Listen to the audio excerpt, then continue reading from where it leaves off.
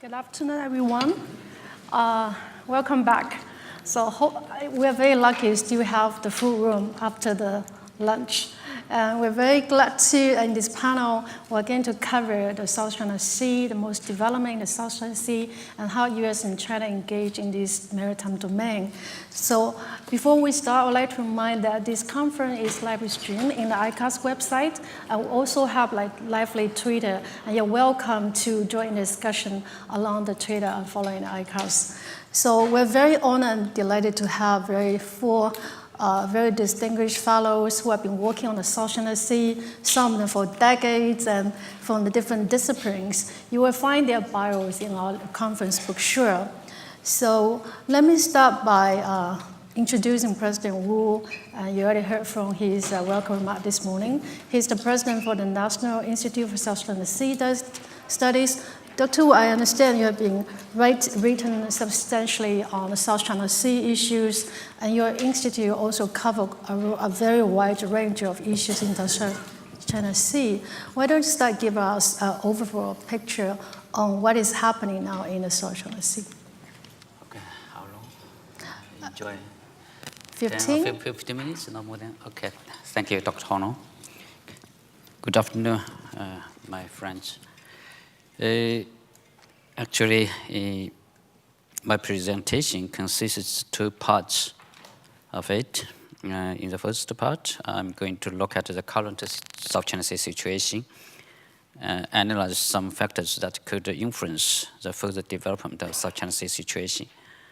And the second part of my presentation, if time allows, I'm going to put forward my personal recommendations on maintaining the positive trend in the South China Sea. As we know, since the second half of 2016, the South China Sea has witnessed a steady progress towards detente, as well as a return to the trajectory of cooperation. This could be attributed to a variety of factors. They are including the conclusion of the arbitration case. The arbitral tribunal issued its decision on July 12th last year. And also, China's suspension of any additional reclamation of the South China Sea reefs and the islands. China, as announced, the South China Sea islands and the reefs reclamation, and by the mid of 2015, stopped its such reclamation on the South China Sea area, and its limited military deployment consistent with self-defense requirements, and the enhanced bilateral and multilateral consultations that have been held between China and the disputed countries, as well as with ASEAN. At the bilateral level, China and the disputed countries, notably the Philippines, are making active, successful efforts in returning to the right track of bilateral consultations, as well as promoting pragmatic cooperation at sea.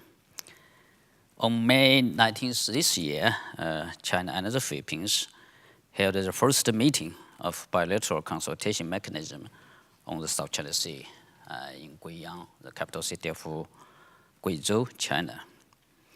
The establishment of the mechanism has opened a new chapter for China and the Philippines to manage their maritime disputes bilaterally and represents an important step forward. Just yesterday, the Philippines President Duterte announced that China and the Philippines are going to conduct a joint development in the disputed area in the South China Sea. If that is the case, China and the Philippines could conduct joint development in the disputed area in the South China Sea. It would be an important step forward in the South China Sea area. There has also been important forward progress with regard to multilateral consultations. Since the conclusion of the arbitration case, China and ASEAN have played patience and wisdom to finalize the guidelines for hotline communications among their senior officials. A joint statement on the Code for Unplanned Encounters at Sea in the South China Sea. Implementation of the Declaration on the Conduct of Parties, as well as most recently progress towards completing a framework of the Code of Conduct in the South China Sea. Just in the middle of May, China and ASEAN countries worked together to reach the final version of draft framework of the COC. So it is also an important step for the cooperation between China and ASEAN countries in the South China Sea rules-based mechanism construction. And the conclusion of arbitration case served as a variable closing of an old chapter in China-ASEAN relations. Both parties have opened a new page in their relations and have made important forward progress in their South China Sea-related COC consultation process. Though the South China Sea situation in general is relatively quiet and stable at present, there are many uncertainties and even negative factors which may complicate the situation in the future. The South China Sea Arbitration Award, which has changed the rules of the game, is one such factor. Based on the award, disputed countries may shift their focus to effective control and jurisdiction over maritime spaces through various means, such as expanding their maritime presence by military or civilian forces, strengthening maritime law enforcement measures, and unilaterally exploiting non-living resources in disputed areas. Extra-regional forces like the United States and Japan may also take advantage of the award of the South China Sea arbitration to challenge China's claims and rights in the South China Sea.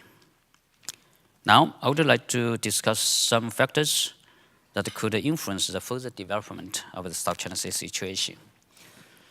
The first one is that, in the name of conducting FNOPS, freedom navigation operations, the United States will continue to challenge China's claims and rights in the South China Sea.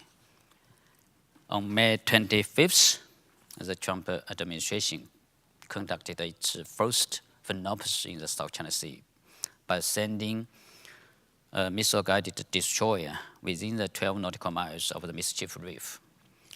On June 3rd, Secretary of Defense James Mattis remarked at this year's Shangri-La Dialogue that the United States will continue FNOPS in the South China Sea.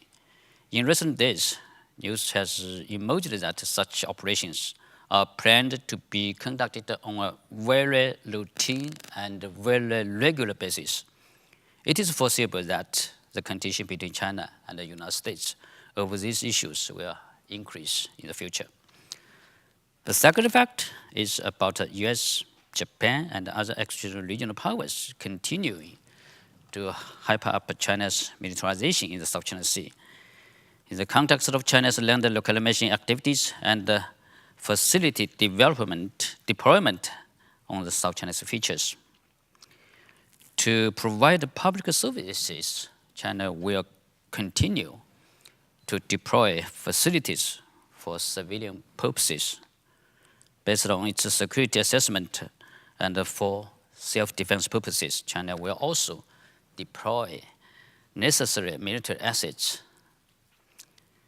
Yet in recent years, some countries have intentionally hyped up the theory of China's militarization in the South China Sea features, alleging that China's island development efforts are intended for military purposes only, which will change the status quo of the region. The two states, namely United States and Japan, will continue to put blame on China's land reclamation and facilities deployment for militarizing the South China Sea, which will unnecessarily exacerbate tension, and they may even take countermeasures when opportunities avail themselves. The third factor that could influence the further development of the South China Sea situation is the potential influence of the award of the South China Sea arbitration case, which shouldn't be ignored.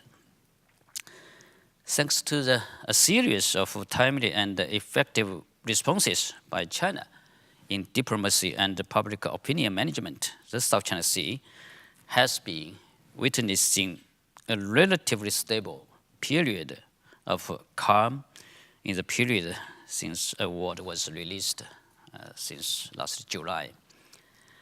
At the recent this year's Shangri-La Dialogue, the United States, Japan, and Australia reiterated that their position that the arbitration award is legally binding, and urged the relevant countries, meaning China, to abide by the award.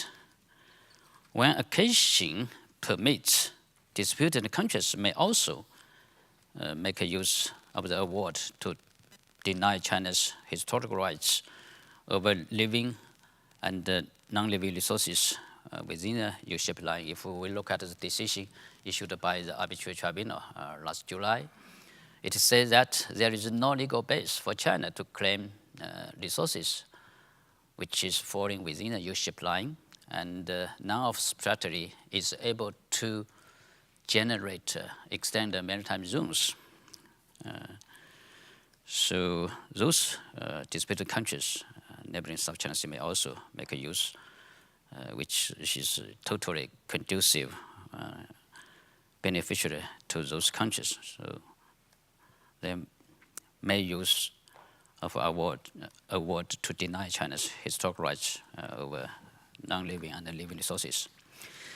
In order to do so, they may take unilateral actions to further fortify or militarize the features that they have occupied currently, and expand their control of maritime spaces and exploit hydrocarbon or fishing resources in these disputed areas.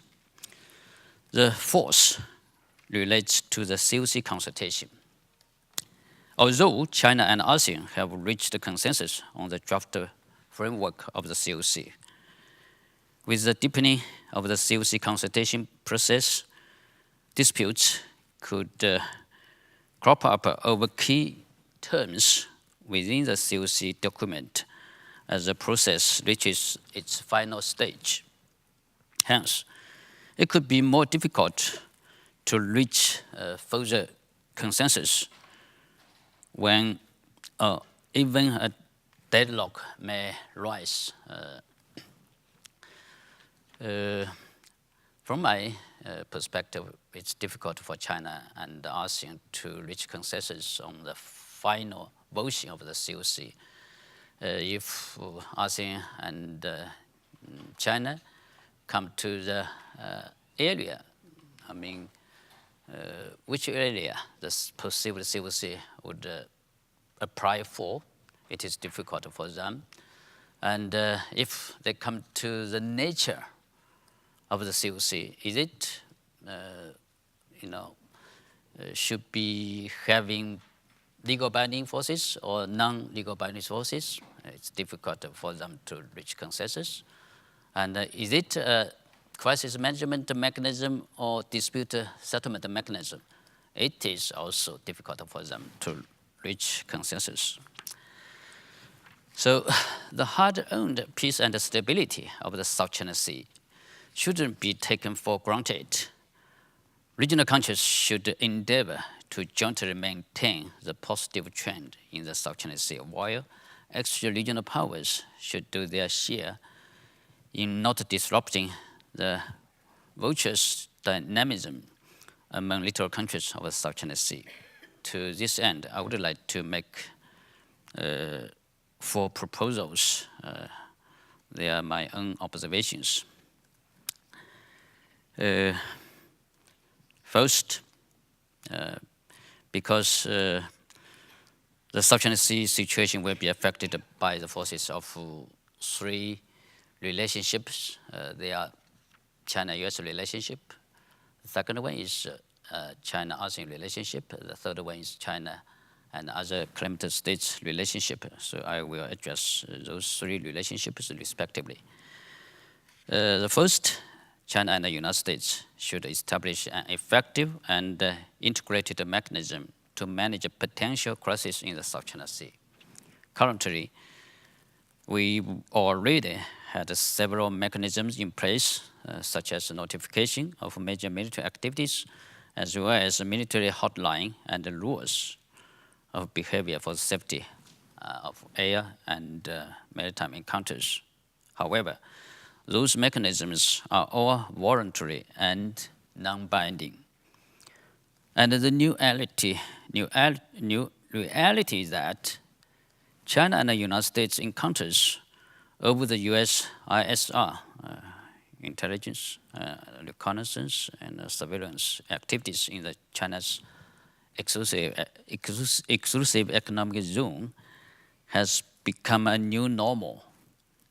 And most of them are not unplanned, unintentional, or even unexpected. In response to the perceived threats from the United States and its allies, China is unlikely to give up military deployment on its South China Sea islands and reefs. Such a vicious circle will probably give rise to miscalculations, contingencies, and even conflict at sea.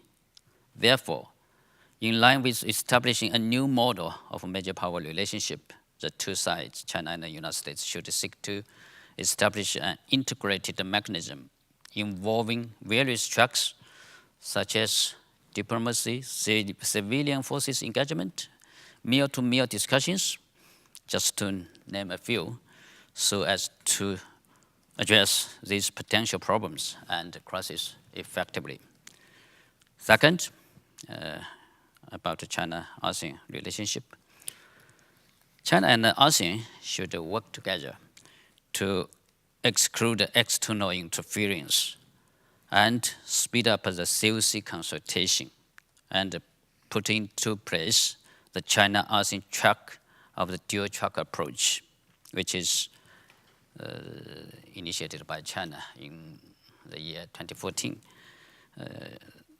Track 1, which is to jointly safeguard peace and stability in the South China Sea by ASEAN and China, while being fully aware of the complexity and the difficulties of the COC consultations.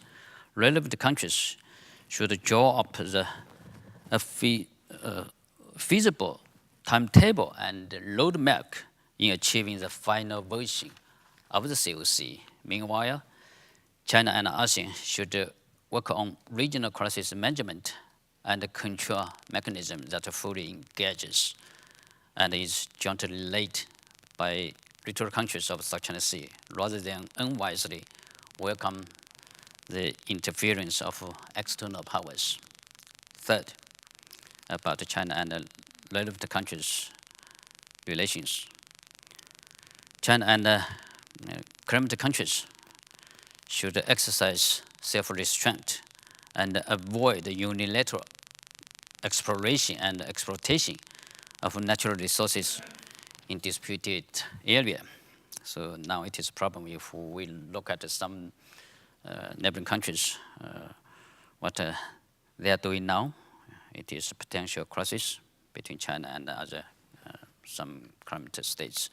Instead, we should seek to shelve disputes and endeavor to find a consensus on how to conduct a pragmatic cooperation in the South China Sea.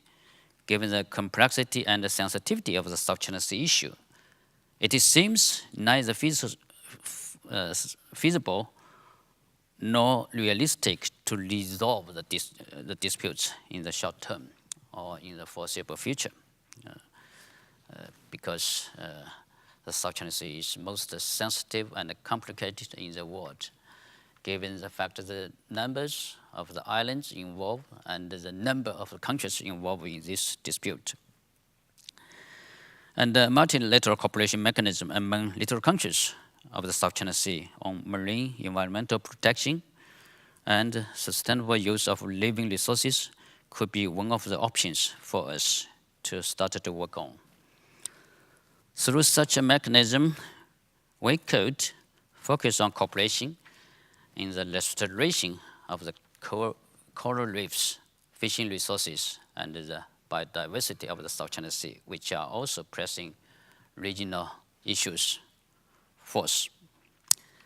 China and disputed countries should also actively seek for means to implement the other track of the dual track approach, that is, probably address the South China Sea disputes through negotiations and consultations among the countries directly concerned. To this end, disputed countries should establish bilateral mechanisms to enhance cooperation, build confidence, manage potential conflicts, and create a friendly environment that is conducive to resolving the disputes. Thus far, China and the Philippines, as I just mentioned before, have established such a bilateral mechanism among government on safeguarding maritime security and promoting pragmatic cooperation. China and Vietnam and other claimant states of the South China Sea dispute should promote and expand their functional cooperation activities beyond the Gulf of Tonkin areas and draw up an effective management mechanism in this regard. And also, China and Malaysia, another claimant state of the South China Sea dispute, should also consider the possibility of establishing a similar mechanism as well. So with that, I would stop here. Be happy to hear your comments and questions later. Thank you. That's a very, very comprehensive, very insightful overview on the current situation in the South China Sea. And if we have time later, we'd like to hear you more on what do you think the prospects in maintaining the maritime relations in the region. Now let's move to the second panelist, Admiral Michael McDevitt, who is an old friend of ours, and he's a senior fellow with the Center for Naval Analyses. I believe he has a report about China and maritime issues. And so, Admiral, I would like you to, for instance, share with us your views. How do you observe the Trump administration's South China Sea policy, if there is one, or if there is an emerging one? And how do you view, for instance, the Chinese engagement in the maritime domain? Leave you for you to 15 minutes, please. Well, thank you. Thank you, Dr. Hong, and thank you to ICAS for allowing me to participate in this useful and very timely event. I wasn't prepared to talk about the Trump administration's South China Sea policy, but I would suggest to you there's a great deal of continuity from what we have seen up heretofore, from what we have seen over the past 8 to 10 years. And so far, that's not to say that tomorrow there couldn't be a tweet storm and everything would change overnight. But as of right now, there seems to be a general thread of continuity of flying and sailing and exercising wherever international law permits, periodic freedom of navigation operations, and continuing to insist upon high seas freedom and freedom of navigation. I would expect that there would be no changes in those areas. Before I launch into the South China Sea part of my presentation, I think it's important that we not forget the body of water that has the highest probability of causing a war between the United States and China, and that's the East China Sea. And why do I say that?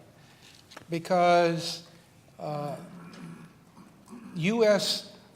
has a treaty obligation to Japan, and have both the Obama administration and administration before them, and now the Trump administration, have said that Article 5 of the U.S. Japan Mutual Defense Treaty covers the disputed, or the Japanese say it's not disputed, but the disputed rocks of the Senkaku-Daiu island chain. And hence, it is possible that as China endeavors to assert its claim by periodic operations very close in, to those, I'm going to call them the Senkakus, an inadvertent accident could happen, or one way or another we could wind up with a shooting contest that could evolve into an out-and-out serious conflict. Now, I don't think that's going to happen, but that's a possibility. And we ought not to forget also that Taiwan is at the southern end of the East China Sea.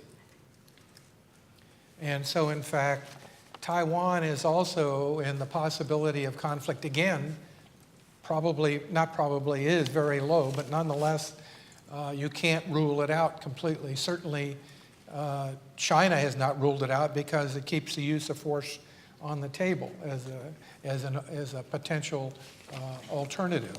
And so that's also a possibility. So those are the two potentially most serious flashpoints in the whole maritime domain of East Asia.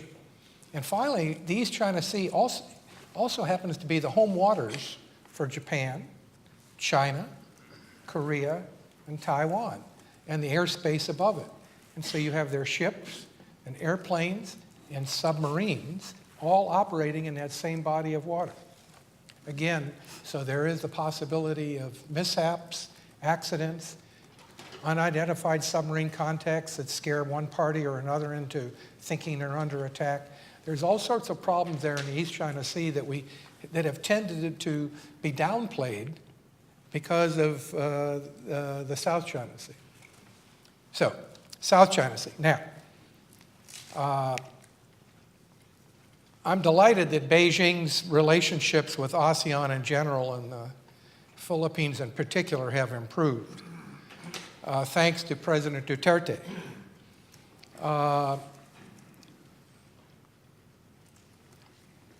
No matter what you may think of President Duterte in terms of his policies at home and what have you, he strikes me as a brilliant geostrategist.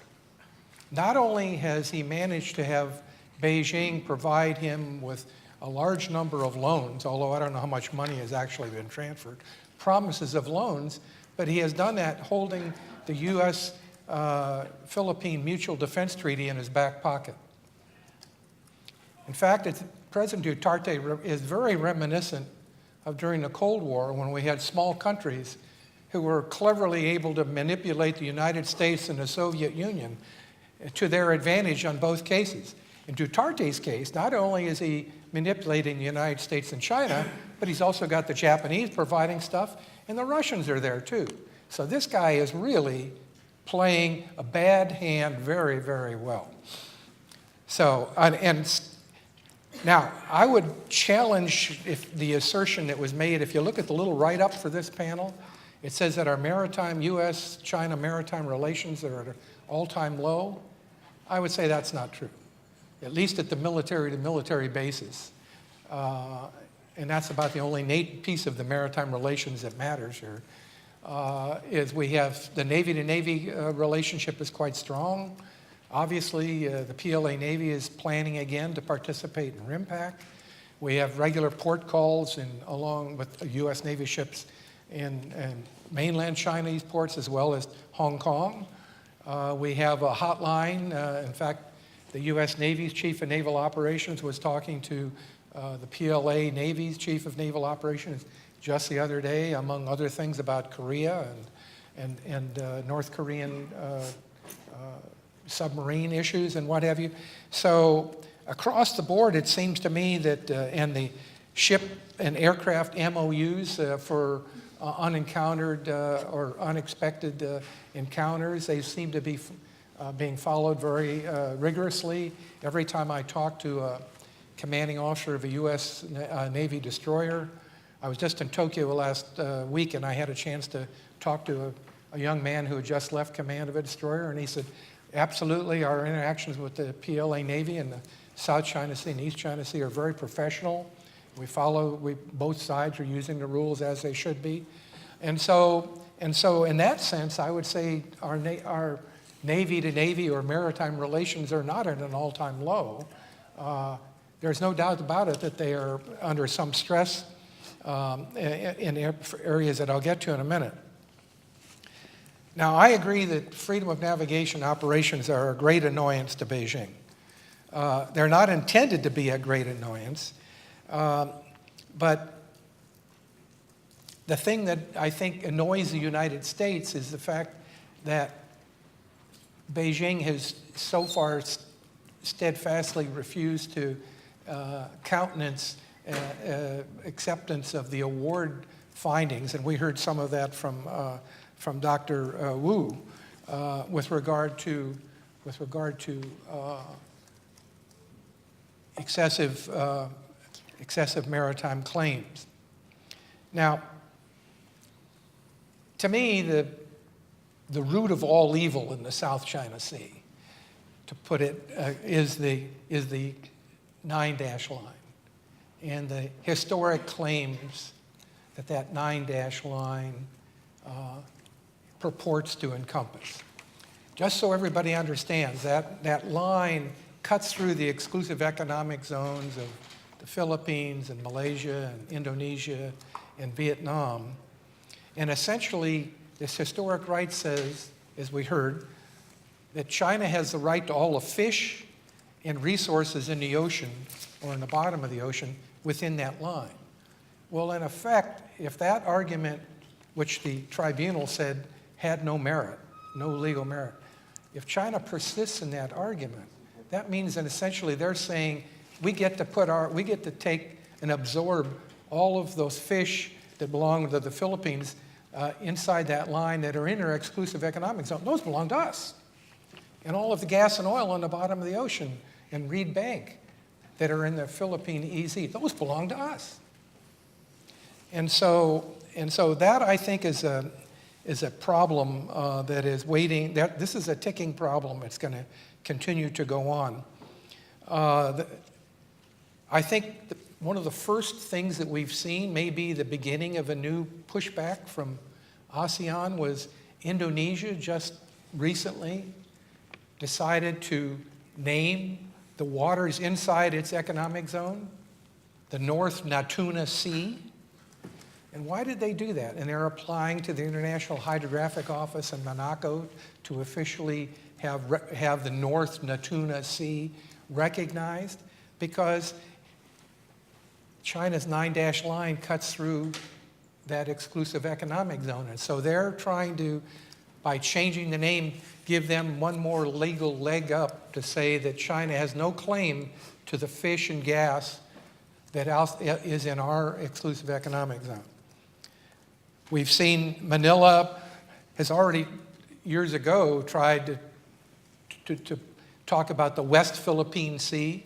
I wouldn't be surprised to see at some point in the future Manila taking a look at their EEZ saying, I think I'm going to call my EEZ the West Philippine Sea. And I can even imagine the Vietnamese calling their EEZ the East Vietnamese Sea. And then the South China Sea will be a little hole in the middle. But seriously, these are the beginnings of the fallout, if you will, from the tribunal. Countries are beginning to take a look and say, wait a minute, the tribunal said that this historic claims business has no legal merit. So why in the world are we being slapped around by Beijing when we try to do drilling or resource or fish in our own exclusive economic zone? So that's kind of one of those things of stay tuned, watch this space. This is going to continue to go on. And I would say, as a result of the 9-dash line, all of the year's worth of good relations in the South China Sea is being put at risk in my mind. Now let me switch now to a word about FONOPS. Okay. I understand, I came in after Ambassador Sway had spoken, but I understand he said that the origin of the Freedom of Navigation program was intended to undercut the Law of the Sea Treaty. I'm not sure if that's correct or not with what he said, but it's important to understand that the Freedom of Navigation program started long before there was a Law of the Sea Treaty. And it was based upon, in fact, it was based upon one of the reasons that the Law of the Sea Treaty was an important move forward is different countries were claiming different territorial seas. At the time, the United States claimed a 3-mile territorial sea. Other countries claimed a 12-mile territorial sea. I remember Chile at one time claimed a 200-mile territorial sea. So we had countries all over the world claiming different areas of territorial seas. And so the U.S. started sailing warships through what we called at that time an excessive claim for a territorial sea to demonstrate that the United States did not agree with that excessive claim. And that's where the Freedom of Navigation program actually started. And it had nothing, in fact, UNCLOS made that problem go away, and everybody now has a 12-mile territorial sea. But the best way to make freedom of navigation operations go away would be if China revised its claims, its excessive maritime claims, to make them in accordance with the law of the sea. If that happened, there would be no more freedom of navigation operations against China. I can guarantee you that. But the problem is, and I don't think it's unique to China, but the problem is that Beijing believes that its domestic maritime law takes precedent over international law. So if China's domestic maritime law says that I can draw straight baselines around the paracel chain, for example, that takes precedent over what the law of the sea says that you cannot do that. Now, the problem with saying that your domestic law can trump, pardon the word, take preeminence over the law of the sea is that means anytime you can change your domestic law tomorrow. So what that really means is my maritime claims mean whatever I say they mean. You can change them on a whim.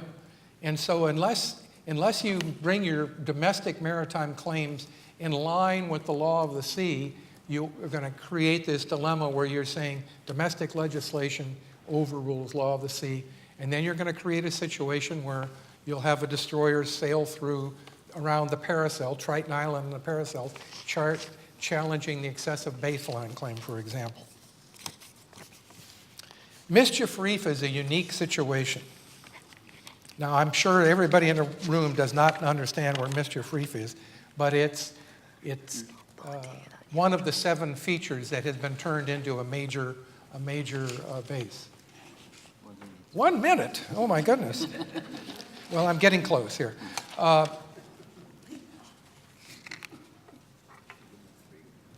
Mischief Reef was an appropriate. First of all, the law of the sea says you're not allowed to appropriate any low tide elevation. Mischief Reef is a low tide elevation. China appropriated that. Not only did they appropriate it, they built a big island on it. And not only did they appropriate it, a low tide elevation, they appropriated a low tide elevation on the continental shelf of the Philippines. So, depending upon how you want to argue based upon international law, is that an act of aggression that you have stolen a piece of the Philippine continental shelf? Would some clever lawyer say that the U.S.-Philippine Mutual Defense Treaty applies in the case of Mischief Reef? The point of it is, so Mischief Reef is a particularly troublesome issue because of the U.S.-Philippine MDT and the fact that legally it is in fact an illegal appropriation of Philippine continental shelf. So that's something that if there's any lawyers in the room, there may be some room there to do some exploration. And finally, I can understand why China built on the 7 islands in the South China Sea. It makes perfectly good sense. Strategically, it gives China defense in depth. It helps protect with their SSBN base on Hainan Island. It reclaims, it helps them, puts them in a position to help reclaim lost territory and whatever. So from a military strategic sense, everything China has done with regard to the Spratly bases makes it absolutely good sense. Now the trouble is, of course, is that this has changed the entire strategic balance in the South China Sea vis-a-vis China and its other claimants there. And it may in fact be implied coercion. So let me close on the thought that China, though, still faces a really big problem in the Spratly Islands. Is how do you get the Vietnamese and the Malaysians and the Filipinos, who are all occupying Spratly Island features, how do you get them off of those features without starting a war? Thank you. Thank you, Admiral. I think I appreciate your presentation. On the one hand, you actually help us to understand the perception gap between China and U.S. And I think there's one very promising point that you mentioned in the first part of the presentation, pointing to the fact that between U.S. and China, we do have a lot of existing mechanisms to push for maritime cooperation. And the most example that you mentioned about the July 20th senior high-level naval discussion, which is a very promising sign. On the other hand, your presentation also highlights the perception gap as well. As you mentioned about freedom navigation, you mentioned freedom navigation exists far before UNCLOS. And I think that's exactly what brings to you another argument about China's historical right claim, which I think China's claim is also based on the custom international law, which pre-existed prior to UNCLOS. So I do think the U.S. and China have a lot of common issue as well. Thank you for your another third point about talking about Indonesia, Philippines, and Vietnam. I think that perfectly brings us to our third panelist, Professor Song Yann-huei from Academic Synagogue in Taipei. He has been Professor Song has been scuba diving in all the waters around the South China Sea, has been to many waters in Indonesia, Malaysia, Vietnam, Philippines. So I would like you to share with us, according to your research, how do you view the different approach or common approach, how these countries are in terms of dispute settlement or conflict management in the region? So please limit your presentation in no more than 15 minutes. Well, thank you very much, Dr. Hong Long. Before my talk, I would like to thank President Wu Shicun and ICAS for inviting me to this very important event. As you, Dr. Hong mentioned that the task I am assigned is to address the claimants' approaches in managing or settling the South China Sea disputes and functional cooperations in the South China Sea. But actually, Dr. Wu mentioned in his talk already about the claimants' approaches taken, and then there are some kind of a positive trends of development in the region. But in any case, I have to do my talk, right? So.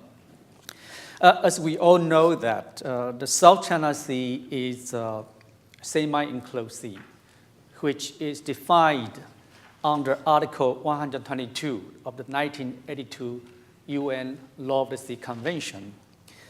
And this sea is facing a number of serious challenges and potential threats, in addition to the possibility of escalation of sovereignty and maritime disputes into armed conflict.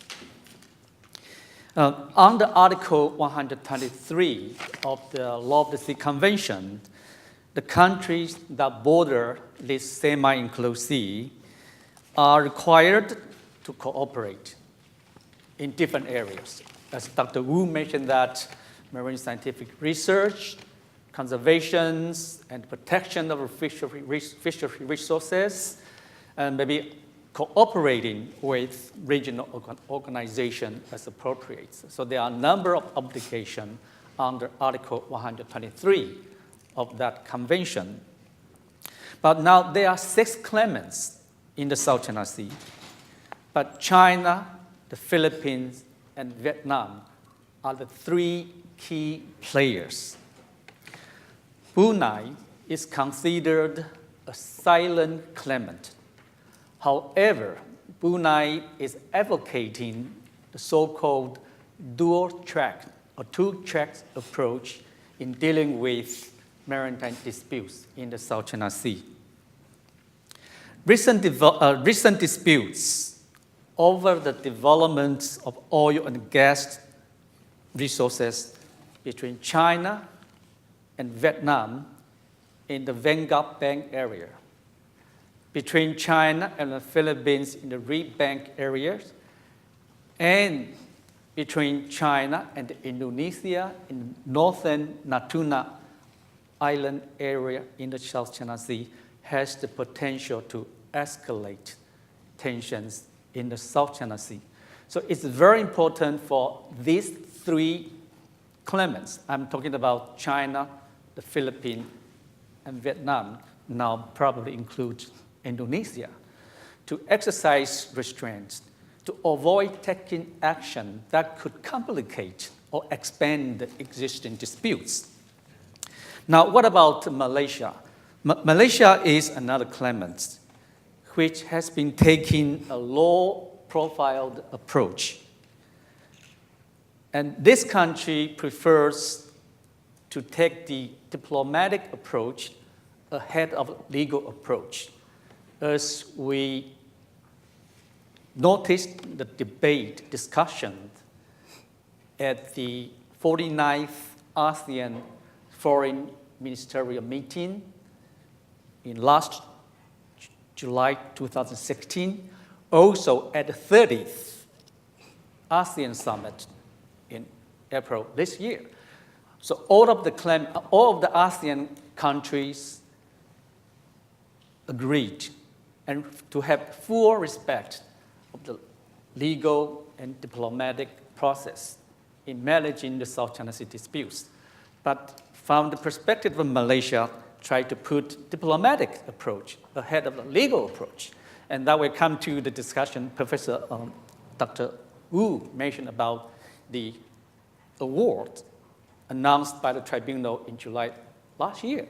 So the legal approach, the Aquino III government of the Philippines in 2013 decided to take this legal approach, which escalate tension in the South China Sea. So my point is, should legal approach to be put after the legal approach? So that comes to the one very important point is the concept or approach of dual-track approach, as Ambassador Trey Teng Kai mentioned in his speech this morning. I tried to raise the question to Ambassador Trey about the difficulties or challenges regarding the implementation of the Track 2 approach. But anyway, we can discuss that later. So Indonesia now is one of the claimants. Usually we don't consider Indonesia is a claimant of the South China Sea. But recent developments tell us a different story. As far as another claimant, as Taiwan, is concerned, due to her unique political status and the adherence to the One China principle by the countries border the South China Sea, Taiwan has been excluded from the legal, diplomatic, and security dialogue processes in the region that address the South China Sea issues.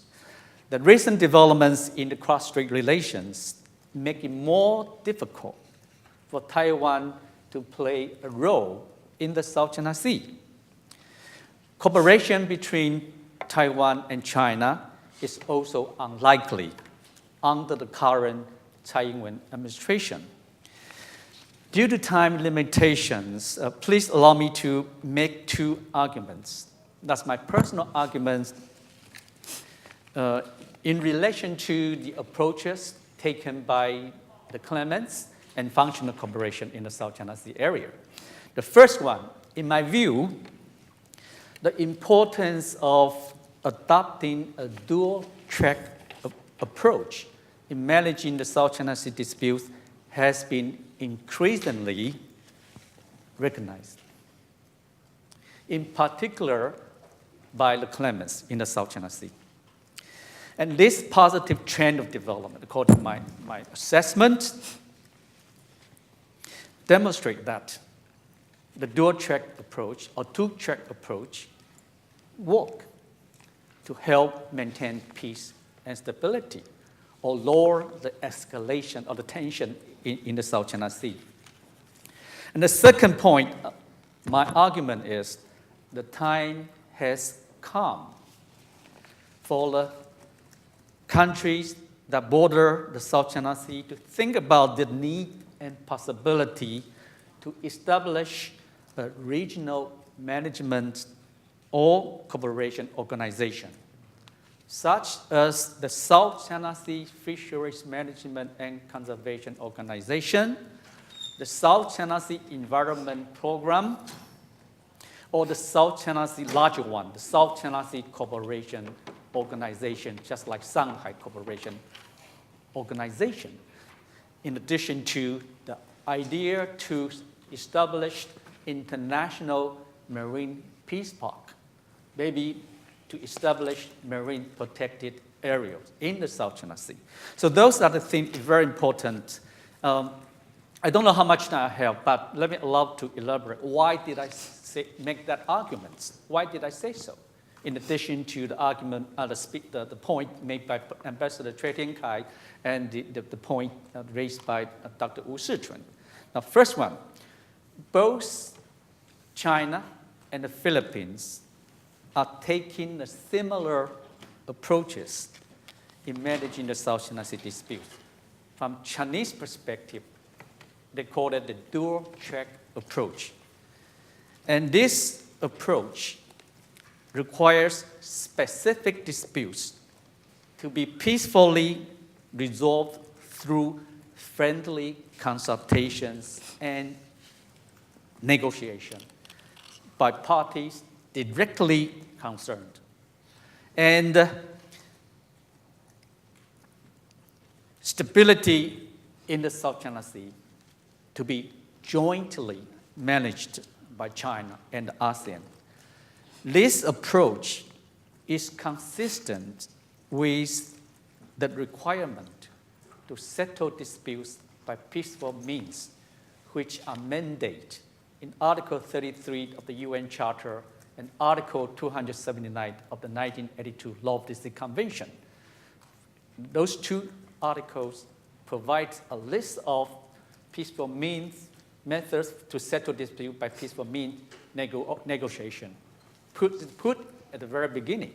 Judicial settlement will be in the end.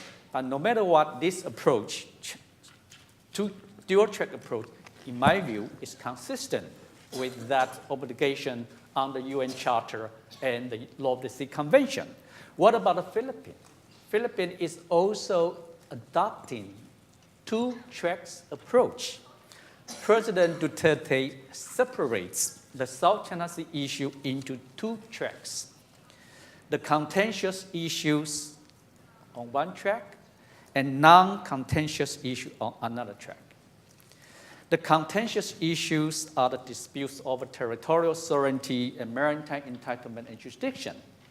The non-contentious issues are trade, economic, infrastructure, and people-to-people exchange. Mainly because these two countries are taking these kind of diplomatic approaches that focus on friendly consultation and negotiations. So we are seeing some kind of positive development in the South China Sea. The first meeting of the Philippine-China bilateral consultation mechanism on the South China Sea was held in May this year. I believe there will be more. Dr. Wu just mentioned that yesterday. Joint development consultation between China and the Philippines was done. I believe there are more coming months or coming years. Now, The approaches adopted by China and the Philippines also helped the conclusion of the agreement between ASEAN and China on a framework on the code of conduct in the South China Sea, as Dr. Wu mentioned that. If the COC framework is adopted in November this year, it will help the two sides to move further toward negotiating an effective, legal binding code of conduct in the South China Sea. Although we know those obstacles, challenges remain, as Dr. Researcher mentioned that. Now, this development should be put into the context of regional economic development and the development free trade agreement, One Belt, One Road initiative, AIIB, maybe RCEP, and so on. Now, I have 1 minute, so allow me to mention about my second argument, the reason I mentioned that argument about the functional corporations in the South China Sea, mainly because there are a number of legal bases, existing legal bases there. 2002 DOC, 2015 EAS consultation mechanism statement, 2016 DOC, the joint statement, Article 74, Article 83, Article 123 of the UN conventions. And there are more. There are more proposals of peace and cooperation in the region. The Philippines submitted the Zone of Peace, Friendship, Cooperation in 2011 at the 18th ASEAN Summit. Taiwan proposed the South China Sea Peace Initiative. The United States proposed Southeast Asia Maritime Security Initiative. Japan proposed Shangri-La Security Dialogue. So there are more. And recently, the Vice Foreign Minister of Chinese government proposed to establish a maritime cooperation mechanism in the South China Sea. So those are possibles. So again, I think I finished my time, so I stop here. Thank you very much for your attention. Thank you. Thank you, Dr. Song, and thank you for helping us understand the importance of Article 103 of UNCLOS, which is set a very good foundation for regional cooperation in the South China Sea and semi-UNCLOS Sea.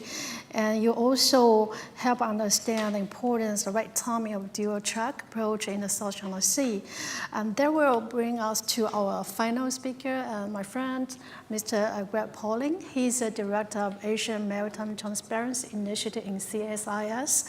So, Greg, would you like to share with us, because we hear a lot of examples that mentioned by Dr. Song about, for instance, different countries' approach, Vietnam's approach, Indonesia and the Philippines, in terms of many of the functional cooperation. So I'd like to have your views on what is the United States' role in the relation between China and ASEAN and between China and other claimant states in this region.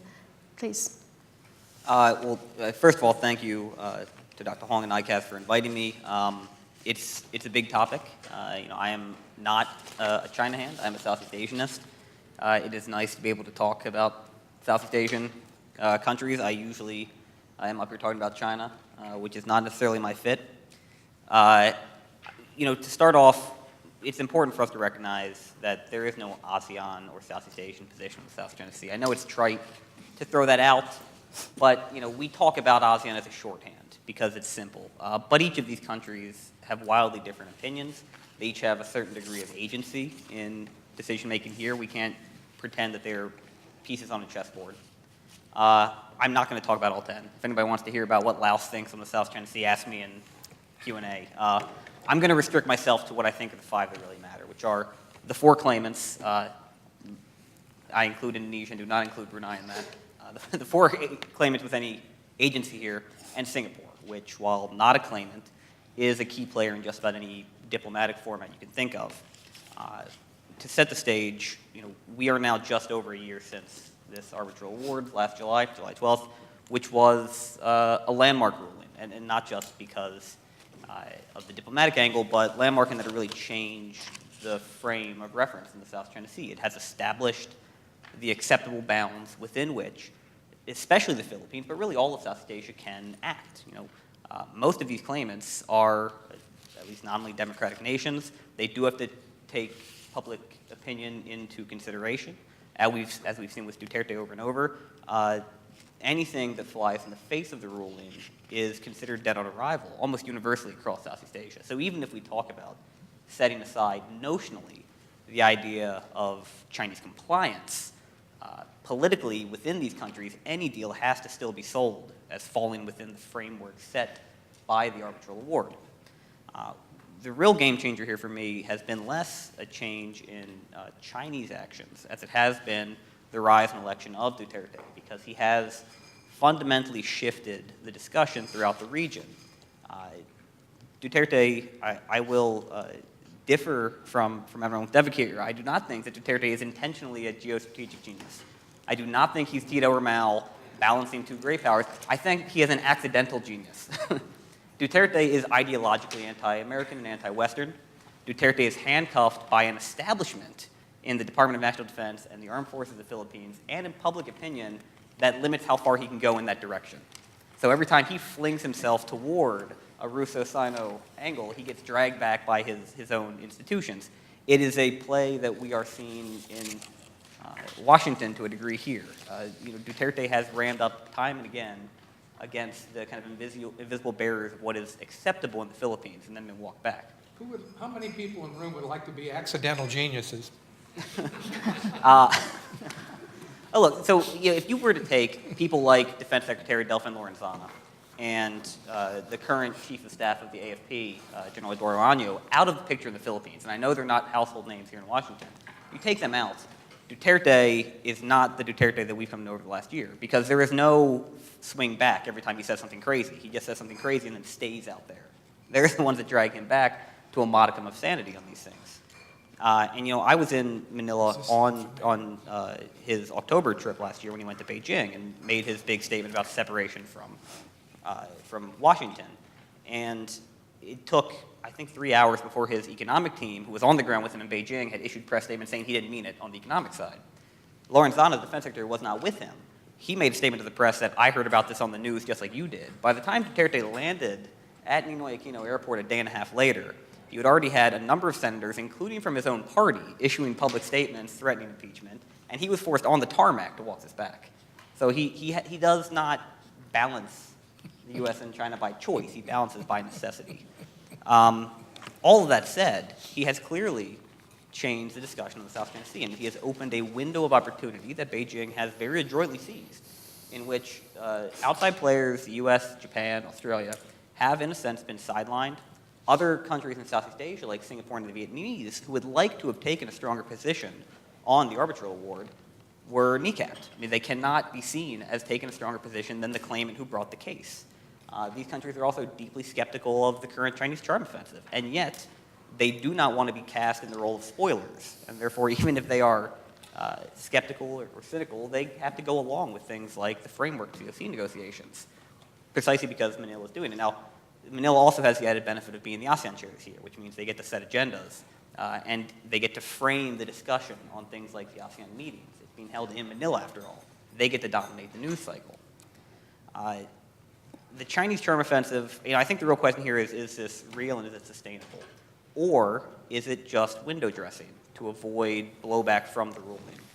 And I don't think the evidence is in yet, but over the last couple of months, I think we have to lean toward the more cynical view, which is that despite some low-hanging fruit, like the gentleman's agreement for traditional fishing access for Filipinos at the Scarborough Shoal, we've seen no willingness of Beijing to change some of the fundamental policy issues that are at the heart of the disputes here, and that inevitably those things make this new status quo unsustainable.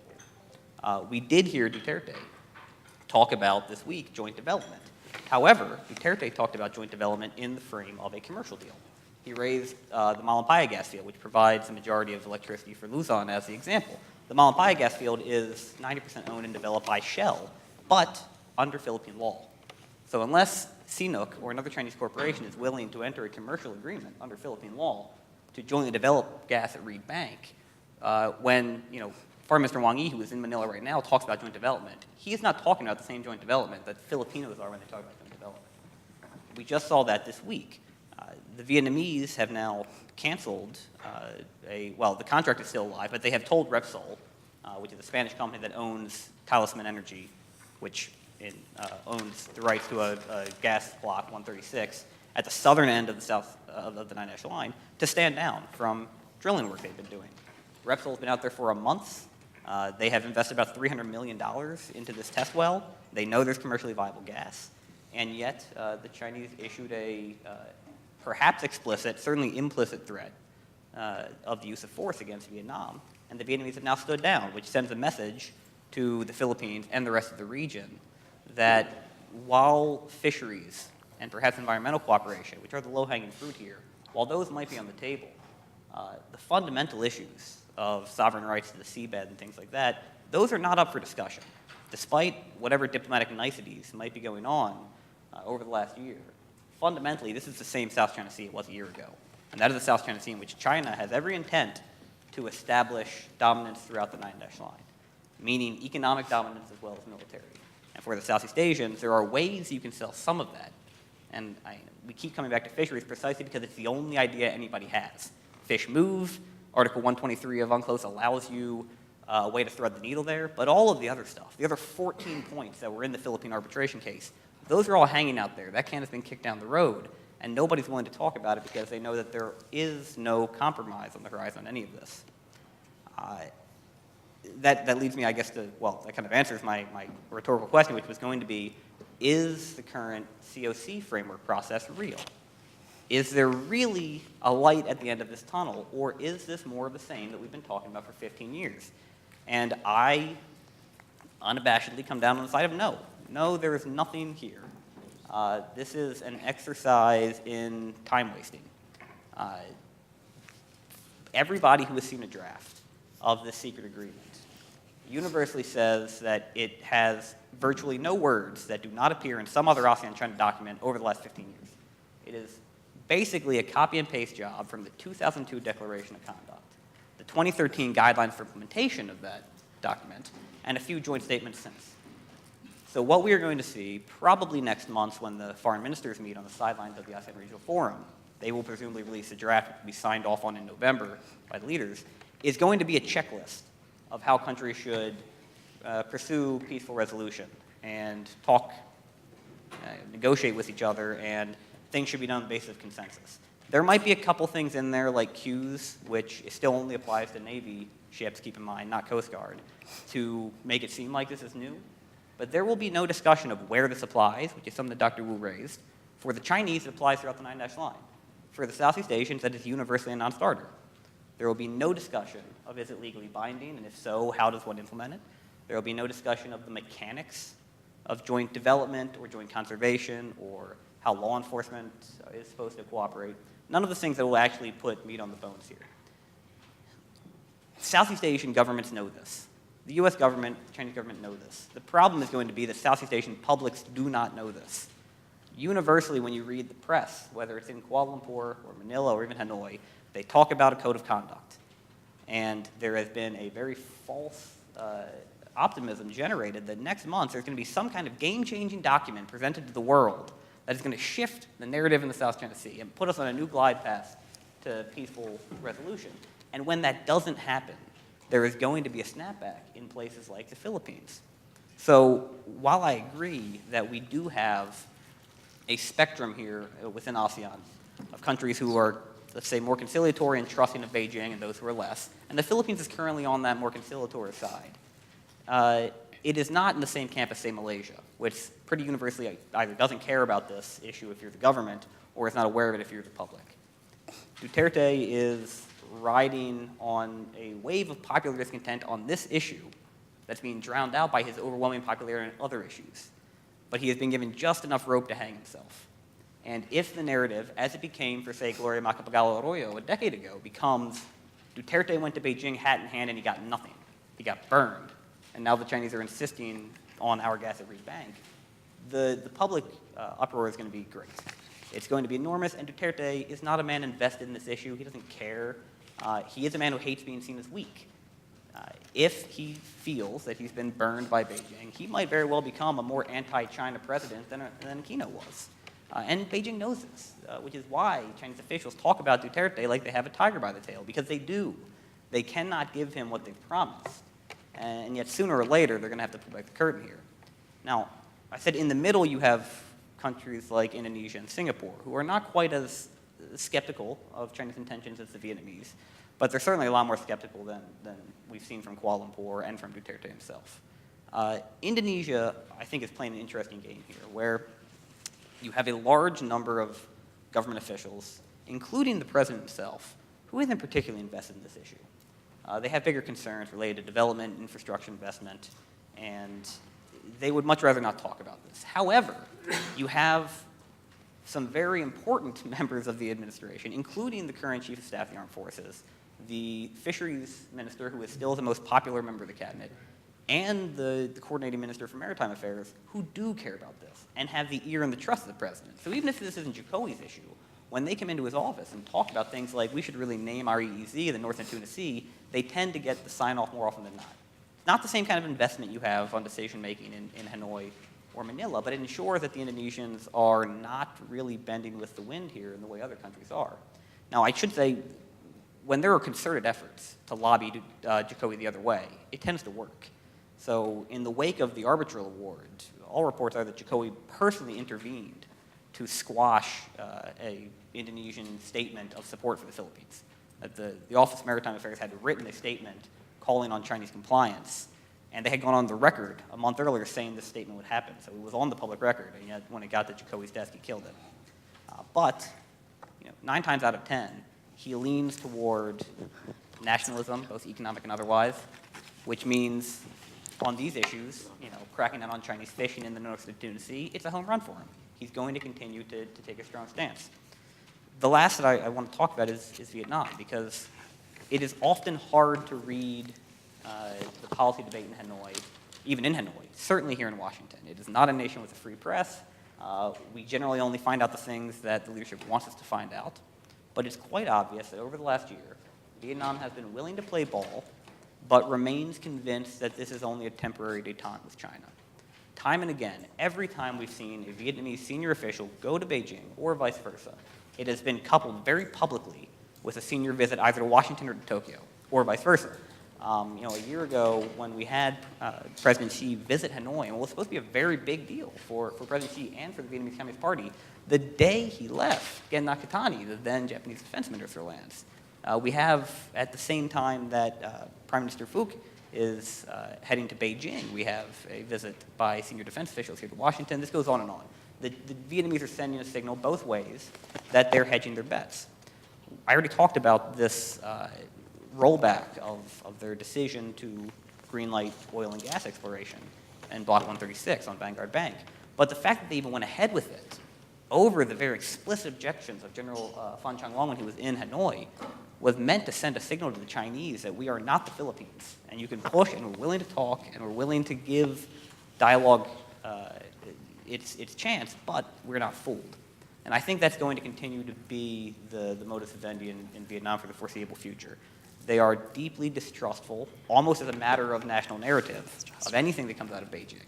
And while they're not going to fool themselves about the ability to stand up to the PLA anytime soon, they do feel they have a second strike capability.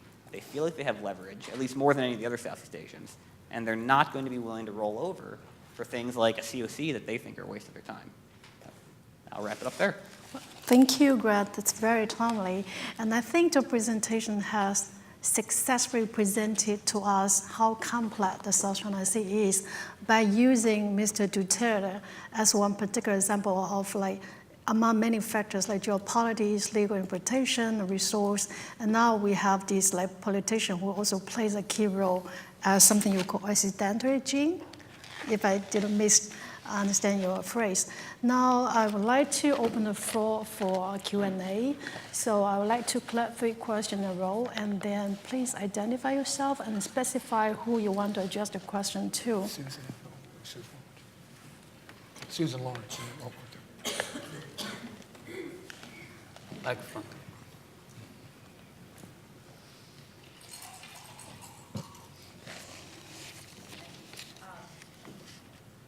Can you hear me?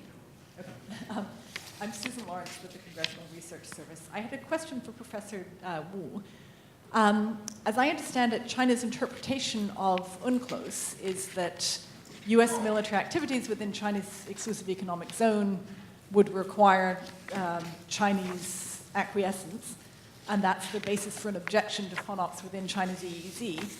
But in the case of something like Mischief Reef, that FONOP is not in an area where China has declared an EEZ, what is the legal basis for China's objection to a FONOP within 12 nautical miles of Mischief Reef or any of the Spratly Island features?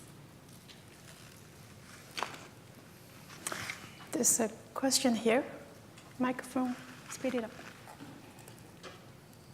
Yeah, Bill Jones from Executive Intelligence Review. I was wondering if Professor Wu could explain a little bit to the notion of what this 9- line really means, because every time it comes up, the U.S. assumes, as I think Admiral McDevitt assumed, that this is a territorial claim. When you hear the explanation on the part of the Chinese, it's not exactly that. It doesn't mean that they have the entire area of the South China Sea. If you could clarify that, I would appreciate that. By the way, I did not say it was a territorial claim.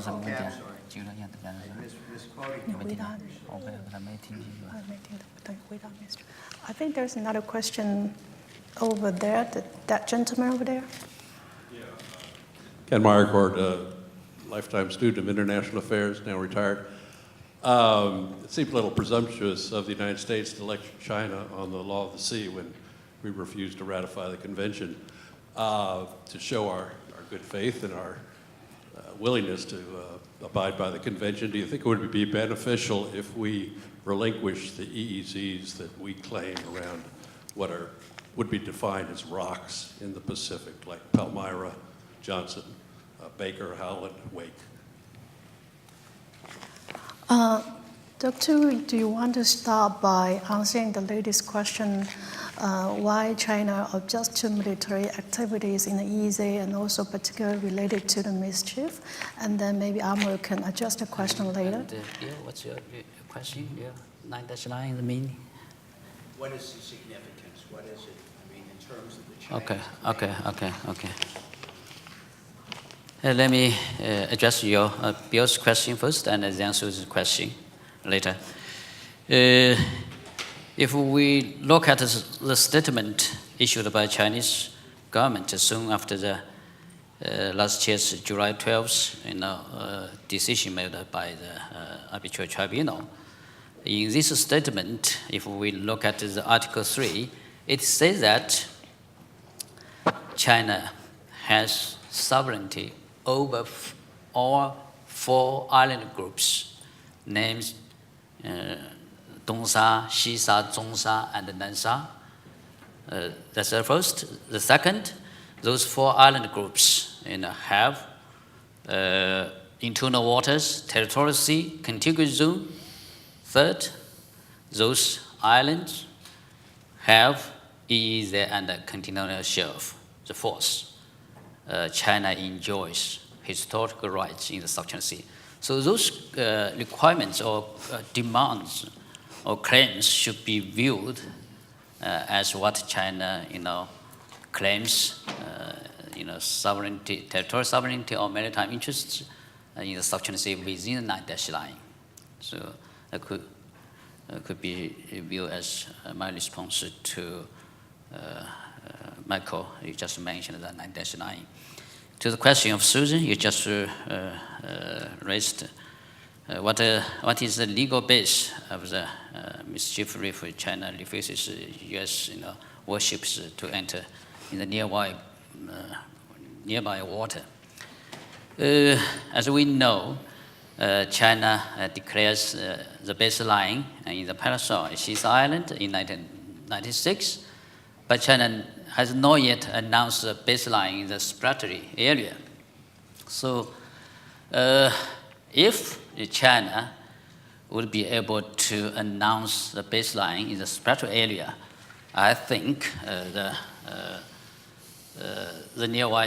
nearby water should be fall within the baseline of the Spratly. So So China claims the sovereignty over South Chinese Islands, not based on the individual insular features, but should be viewed as a group, the whole group, namely Dongsha, Xisha, and Nansha. So if the United States, from my perspective, insists to continue such a phenomenon, either in the Bilateral area or in the Parasol area, that might be force China to think the possibility to think about the announce the baseline in the Bilateral area. So that's why I would respond to your question with regard to what is the legal base for China to claim the United States cannot send the warship to the nearby water of the Mischief Reef. Despite the tribunal says that the Mischief Reef is a low tide elevation. So if some scholars argue that in the special area there are at least 12 islands that could be able to generate easy and continental shelf. So if we think about the Taiping Island, Itoaba Island, the Mischief is within the 200 nautical miles of the Itoaba Island. So Itoaba, if we think about the possibility to declare the baseline of the Bilateral area or the Taiping Island, so it's possible. So that could be viewed as a legal base for China. So please. The issue of us lecturing, the United States lecturing China, first of all, I agree that we have not ratified, we have signed, we have not ratified the law of the sea, but yes, indeed, we do follow the law of the sea, and in fact, all of our maritime claims are in accordance with the rules laid down in the law of the sea in terms of baselines or straight baselines. For example, the United States does not draw straight baselines around the entire Hawaiian island chain and then claim the waters inside there as internal waters, whereas China has drawn straight baselines around the paracels and claimed the waters amongst those islands as internal waters. Because the United States is not an archipelagic state, the law of the sea prohibits that. China is not an archipelagic state, like the Philippines. And the law of the sea is quite explicit in prohibiting that. But China's rationale for doing that is its maritime law, I think, of 1992 says that you can do that. So that's a problem. Now, with regard to us renouncing our EEZs around those features in the Pacific that under the recent criteria from the tribunal would probably not make the cut for being considered an island. You're absolutely right. If that becomes established international law, then the United States should do that. But since the award only applied to the Philippines and China, it doesn't apply to the United States or any other country like Japan or others who have low tide elevations that they're using to draw a 200-mile exclusive economic zone. But when that finding becomes established international law, I suspect that Washington will have to come to grips with what you suggest. I think that's it. Anyone in the panel want to jump into the discussion? Yeah, on the last question, I mean, obviously, yes, the U.S. should ratify UNCLOS. It is a black eye for us. That said, I mean, there's a grade school argument that two wrongs don't make a right. Whether or not U.S. would ratify UNCLOS has absolutely no bearing on anybody else's legal responsibility. Two, the vast majority of UNCLOS has been declared customary international law, including things like what makes an island, EEZs and continental shelves, et cetera. All of these things apply whether or not you've joined the treaty or not, so they're as binding on us as they are on anybody else. On the distant, on our outlying islands in the Pacific, I would agree with Admiral McDevitt, except I would add that, yes, we will have to come to terms with the fact that these are rocks, almost certainly, under the precedent set. That said, the baseline you need to meet to bring litigation is whether or not you've been harmed. And we have the benefit of those rocks lying in the middle of the Pacific where they do not infringe upon the rights of any other nation. China's tiny specks of land basically say that entire coastlines off Vietnam and the Philippines have no economic, no EEZ or continental shelf. That's a fundamentally different issue. And then, come back to the 9-dash line question, I think what Dr. Wu just pointed out and what the 2013 position, or what the July 13th position paper last year made clear is that the 9-dash line means whatever it needs to mean. It is a claim to the islands, and then the claim to whatever maritime zones can be generated from those islands, and then a claim to whatever other rights China wants to get out to the 9-dash line. And we've just seen proof positive of that this week in Vietnam, where you take... Could I add some, if we look at some state practices, for instance, Norway or Finland, that is, offshore islands of non-archipelagic state, whether those, archipelagic islands could be applied for archipelagic, baseline should be governed by customary international law rather than UNCLOS. But UNCLOS is customary international law. 90% of UNCLOS is customary international law according to various tribunals. Yeah. I just want to clarify a point that when I said the 9-dash line, let me start again. The award from the tribunal did not erase the 9-dash line. It did not say it doesn't count. It just said it addressed the issue of historic rights, which is one Chinese argument that the 9-dash line also included historic rights. So by implication, the 9-dash line can continue to exist on a map or a chart, expressing a Chinese claim to all of the land inside of it, i.e. the islands and rocks. And so in that regard, you were right. I should have been more precise that it can indicate that that is a claim to sovereignty over the land and the water that any land feature rates. It is not a claim, though, to sovereignty over the entire South China Sea. There is a two-finger point from Dr. Song. Well, the Law of the Sea Convention right now has about 168 parties. And this Constitution for the Ocean is not perfect. And this convention has a number of provisions which can found ambiguities. Article 7, regarding the straight baseline drawing, can be applied to offshore archipelagos. If you examine the state practice in the world, in particular those parties to that convention, you can see the inconsistent state practice regarding to announce or to use the straight baseline measures to claim 12 nautical miles for those archipelagos. For example, United Kingdom, Falkland Island, Norway, UK, Australia, other countries. That's only one article, Article 7. What about Article 58?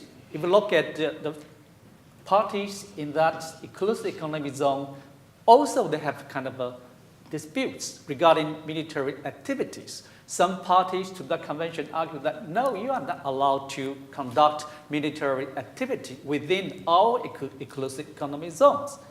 Then Article 121, you mentioned that, the interpretation and application in terms of state practice, also inconsistent.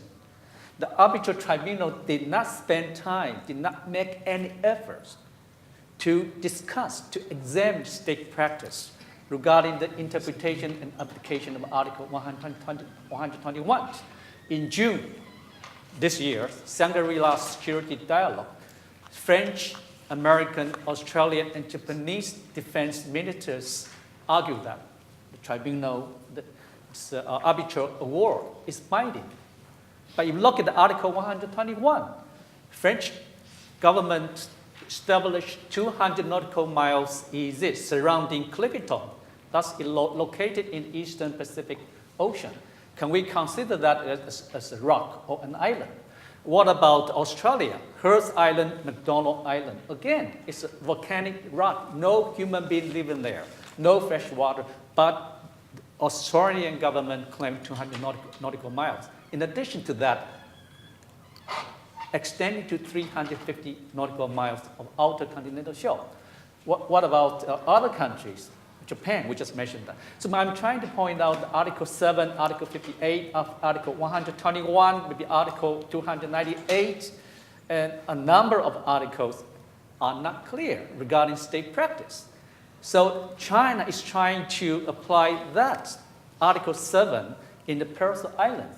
But at this point, there's no such mentioning, such intention to, clear intention to use the strait baseline to draw territorial, to major territorial sea in the respective islands.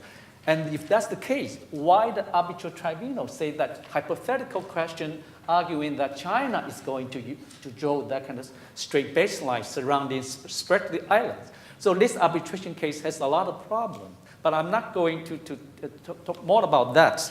So the thing is that when you are asking state parties to abide by that ruling made by the tribunal in last July, then you have to think about the implication of that convention, mainly because a lot of parties of that convention are making inconsistent or claims, or they have different interpretation and application.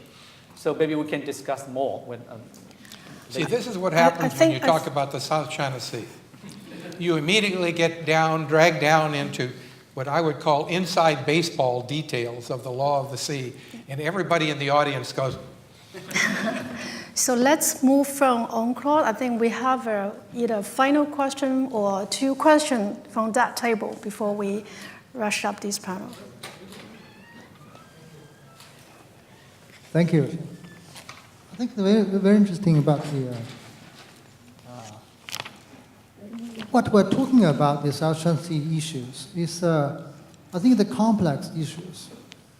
We're talking about the law, we're talking about the territory issues. But what the real problem in the South China Sea? Is it the territorial dispute, including China, Philippines, Vietnam, and the Brunei, and Indonesia, etc.? Now, China is a change relation with the Philippines. China is maybe next time is the change relation with the Vietnam and Indonesia. Vietnam is a big challenger to China's declared territory in South China Sea, the biggest one. But we're talking about the Sino-U.S. relations in South China Sea. What is the problem, China and the U.S.? So, is it a legal problem?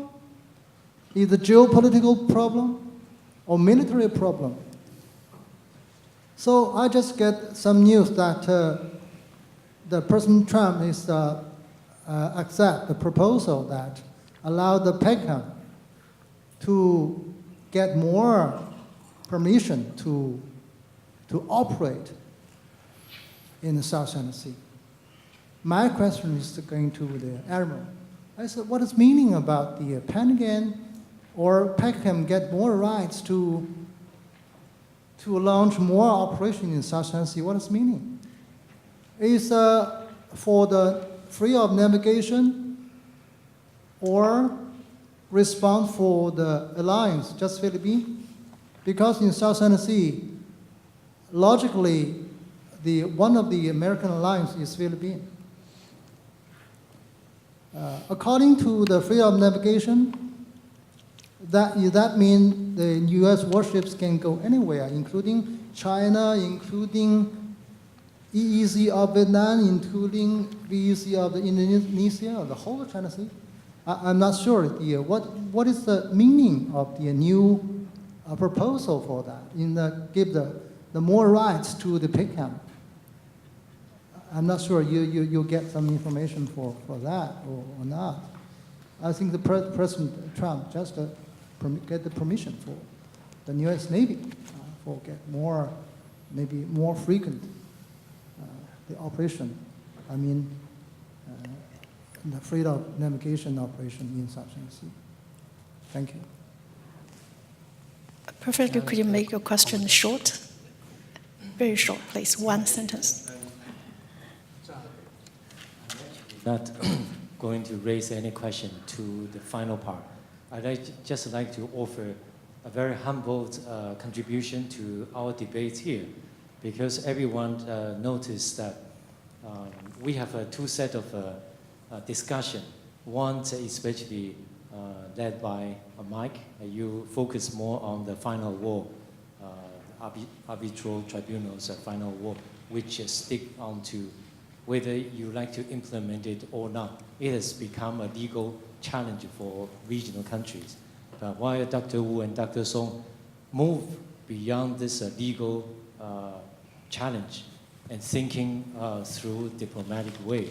So I'm thinking that currently, as we have already walked through with regional partners in Southeast Asia in particular, everyone else is thinking that arbitration final war may have its problems, as Dr. Song highlighted quite clearly. But you cannot just stick on to the legal debate. We need to move on. And I think I would very much appreciate that beyond this legal debate, I don't see that anyone could oppose to anyone else on legal stand. But at least for the best part for entire region, whether there is a way for everyone else to go around the dispute and probably find a certain way at least to settle for the time being. And I think every regional country involved in COC discussion, and I think Taiwan is outside of this process. We are looking closely, but whether it will become something which may reduce the tension in the region, we need to really bear it in mind. And so it comes up into two different directions. One is a challenging legal point. The other one is really stick on to reducing the tension. Thank you. Amon, you have the final say. To Wei Yang's very good question, the answer is simple in my mind. The United States believes that its Navy can operate anywhere that international law permits it to.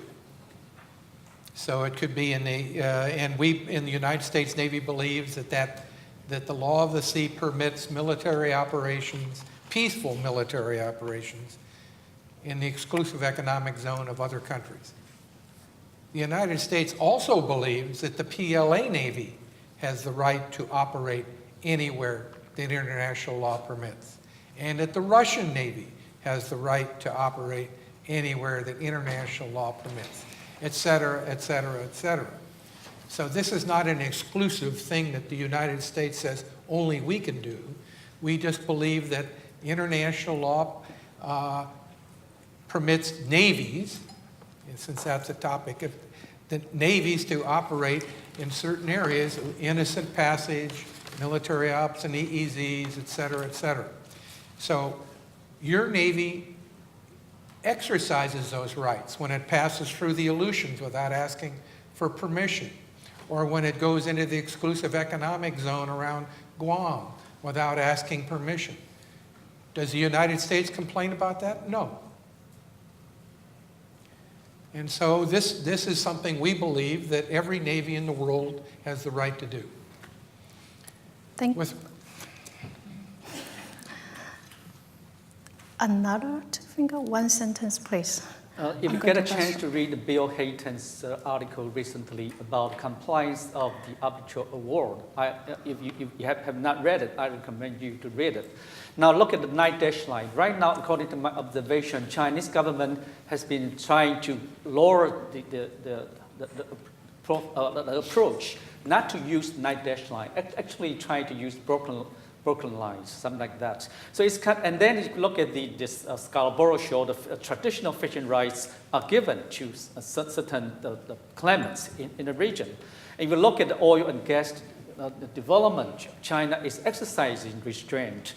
But at the same time, we know that the Philippines and Vietnam are trying to using another way to implement or to force China to implement the arbitration. But we can discuss more and more. But my point is that for a country just like China, the face-saving, maybe try to do something to comply with that by taking step-by-step incremental approach, because it's come to the very important core interests of the party, that is the legitimacy to rule. Now the 19th party's Congress come in, so there are a domestic important issue to be covered.